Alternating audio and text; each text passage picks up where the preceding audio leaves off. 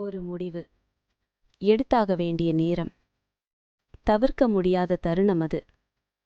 சட்டம், மனசு, பொறுப்பு மூன்றுக்குள்ள சிக்கி அவன் நின்னான்.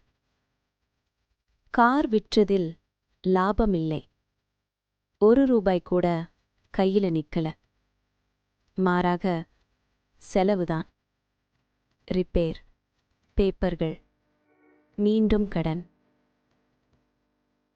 தவறு செய்யல, ஆனா தண்டனை அவனுக்கே. அந்த இரவு ஷட்டர் மூடும்போது மனசும் கூட மூடிக்கிட்டது. ஆனா காலை வந்தது. ஷட்டர் மீண்டும் திறந்தது. வாழ்க்கை ஜெயிக்கல, ஆனா அவன் நின்னுட்டில்ல. நேர்மைதான் அவனுடைய லாபம். To be continued.